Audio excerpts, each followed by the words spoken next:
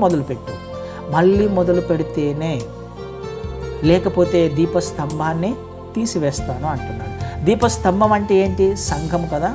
దీపస్తంభం అంటే ఇక్కడ ఏమని రాయబడింది? సంఘము.